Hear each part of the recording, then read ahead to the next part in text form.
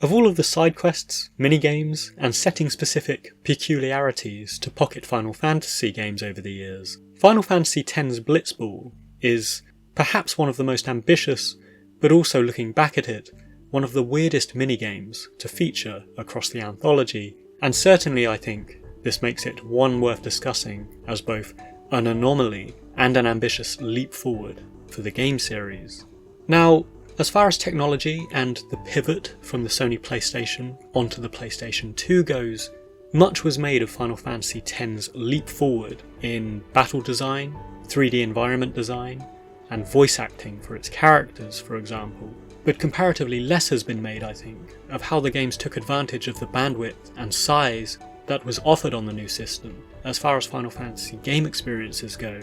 Final Fantasy X was actually remarked on for how it felt comparatively smaller and more linear than its predecessors, owing to the succinct focus on its main story and the stripping out of explorability. And yet, looking to Blitzball as a minigame, it's really one of the most substantial game-within-a-game experiences we'd seen in a Final Fantasy to this point, and indeed, arguably, the most substantial we've seen right up until the densely laden Final Fantasy VII Rebirth. And this really is testament to the power of the PlayStation 2, and something that we saw in other titles, such as Tekken 4, Tekken 5, which had large arcade action minigames like Tekken Force Mode, the Devil Within mode. We had curios like The Warriors, which was a GTA-esque Rockstar game based on the eponymous movie, and I remember this distinctly because it had an entire arcade game built into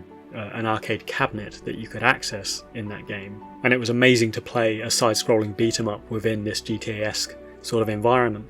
And then we had the Yakuza games, which are somewhat infamous for their side content, which sprawls out around these fictionalized sections of Tokyo. So all of these games came with the advent of the PlayStation 2. And for its part, Blitzball was a huge departure from the simple triple triad Tetramaster sort of card games, or these very short, snappy minigames such as the G-Bike Challenge or the snowboard games of earlier Final Fantasies, and offered instead a full-blown Sport League game that we could level through, we could manage and acquire team members for, unlock special abilities from, and so on. It was an entire ecosystem unto itself within Final Fantasy X, partitioned away from the main game, offering quite substantial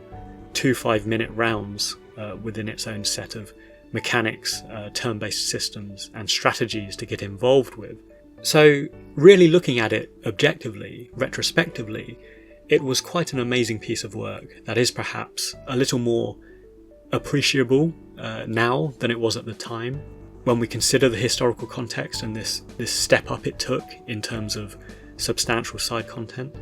and also how perhaps Final Fantasy X expanded itself in other ways beyond the expected explorative world map conventions and things like that we'd had previously. Now, all being said, and I'm speaking subjectively here, at the time of Final Fantasy X's release, I found Blitzball actually quite a laborious experience at times, because unlike other sports games like FIFA or NHL or whatever that tend to be continuous action relying on real-time player activity and reactivity, Blitzball adopted the same turn-based mechanics as the Final Fantasy battle system, and so it proved a very stop-start game where we would pause for both player and opponent to make their moves, and I think a potentially negative first impression for some players was the fact we had to play it as a compulsory aspect of the story at Luca Stadium, and although it is an important part of the scenario here, it arguably broke up the extraneous drama of this scene by forcing us to play through as the genuinely quite terribly levelled Besaid Aurochs against a really good team, which in the context of the game is the Luca Goers. So it's a pretty hard game to beat unless you've done some things previously, such as unlock Tidus's Jechtshot ability, which makes it much easier to sort of win this game. But it is sort of worthwhile to try and beat because it unlocks a slots limit break for Wakka if you win and indeed Blitzball in general, is the way to upgrade Wakka's limit breaks. So the investment and the reward mechanism really does come into Blitzball for buffing up Wakka in particular. So, as mentioned, it's a 10-minute long game split across 2 halves, which personally I did grow to enjoy it in the years following Final Fantasy X's release, because usually in subsequent playthroughs is when I become more invested in exploring the nuances of games and trying to 100% complete the game and so on, rather than just focusing on story. But I did love acquiring characters from around the world to build out my team, like Mr. Rin, Brother, random crusaders and so on, and it was really cool discovering this stuff, this subculture of Blitzball and this side quest world that operates within the game of Final Fantasy X. Now, turning to the lore and story of the game itself, it is pretty insane as a sport, and is another curio of Final Fantasy that is debated to this day. The main distinction of Blitzball is that it's played out exclusively underwater, and we see players like Tidus, like Wakka and co, breathing underwater seemingly indefinitely without dying. And there are some conflicting theories and arguments as to why this is. For example, it's stated in some sources that the entire Blitzball water stadium is comprised of fireflies, which is how it's able to hold this spherical shape,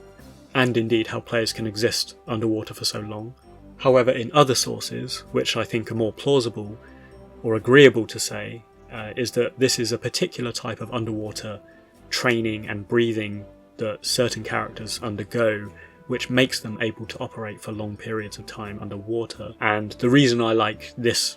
source and this theory is because it explains why only certain characters, such as Tidus, Wakka and Riku,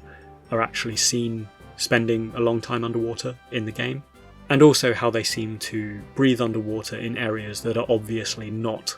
Blitzball arenas, such as the open ocean, certain ruins, and so on. So, broadly speaking, this is an interesting take for a Final Fantasy X setting and minigame and lore, because while it's often noted that games up to this point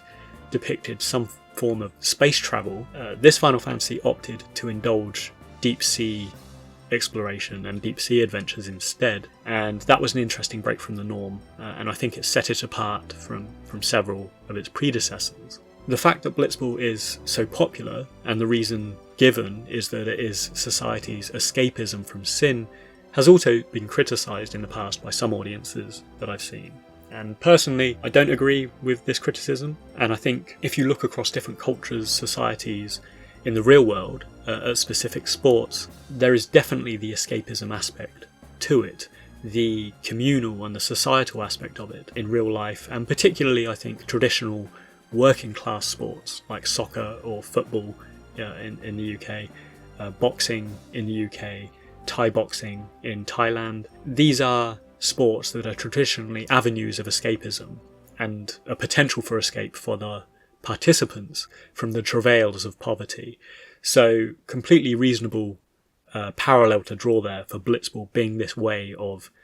escaping the sort of dilemmas and traumas of sin and everyday life. And actually the distinction of Tidus as a player, as this pampered, wealthy kid who is the son of a pioneering Blitzball player in the utopia of Zanarkand, versus the hardiness and the desperation of those players in the world ravaged by sin in Spira. It's really quite an amusing comparison to make, because we see this in so many sports in the real world that have gentrified over the years. We've seen the participants in them sort of changing demographically,